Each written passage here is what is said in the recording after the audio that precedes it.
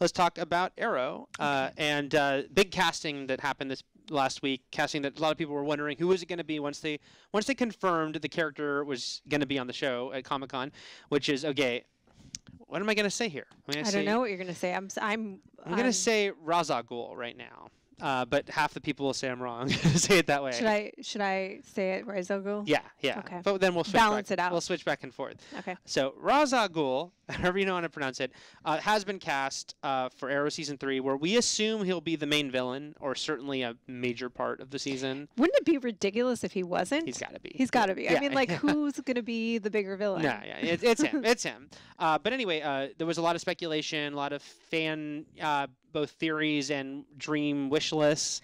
I mean, it was really funny that I think it was like 3 days earlier or something. There was, Liam Neeson had a quote that he said, "Oh yeah, I'd definitely show up on Arrow." But it's like I feel like Liam Neeson could say that in an interview, but like all of his people are just doing this.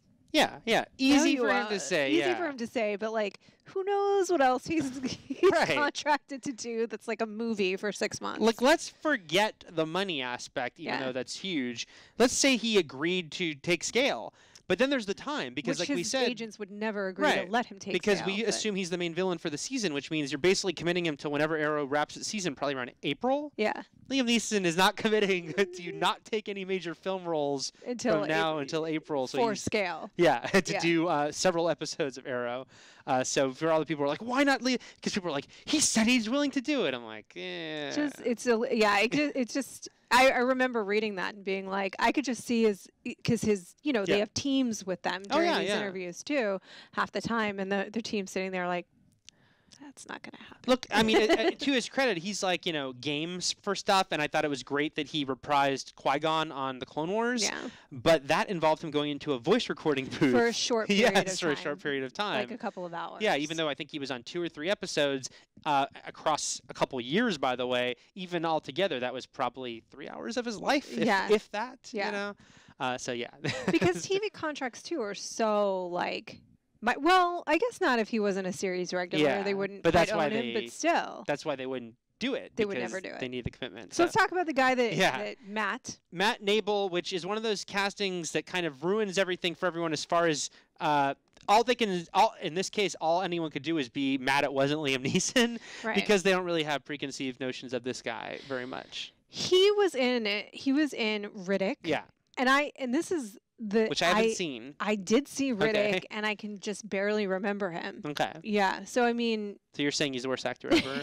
No, I'm not. I'm saying I just don't really remember. Like, it didn't leave a huge impression, which isn't to say that he wasn't great in Riddick with whatever Riddick had to offer. Right. Him to do footballer. He's a former footballer, Australian actor. Has had a couple of Australian TV shows. I've seen some people that like him a lot. From his Australian stuff, but I literally have never seen him because I didn't see Riddick. So to me, it's a blank slate, and I really can't even say whether I think that's great or bad casting, But, I mean, I feel like has there been a piece of casting on Arrow so far that you were like, that was horrible, that was a really bad idea?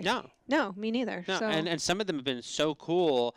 I mean, again, we did know these people. Well, I'm going 2 for 2 on Arrow people. I mean, on Spartacus people here, but it's like Manu Bennett has Deathstroke and Katrina Law has Nyssa. We're both like, that's awesome, you know.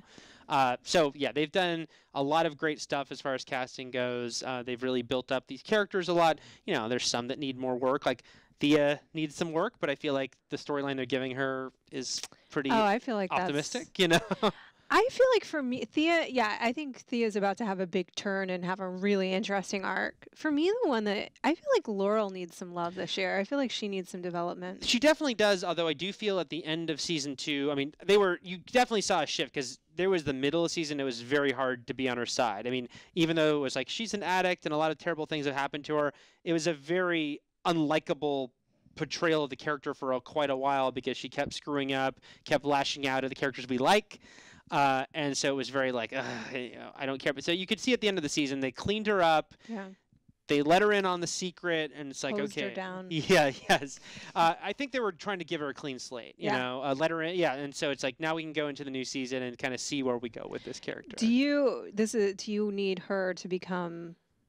Well, she wouldn't be Black Canary necessarily. Right. Would she? I mean, like, would she be? How would that work? I think so. I mean, it's like, I feel like, again, the end of season 2, it's like by having Sarah give her the jacket and everything. That was such a big hint, but Sarah's coming back. Sarah's coming back, and people like Sarah a lot. I like Sarah. I like Sarah a lot. And so that is one of those questions. We have this, we talk about this with Hannibal a lot. It's like, how, they're going to always make it their own thing, which they should do. I think we're both on the same page as far as, like, you do not have to adhere 100% to the source material.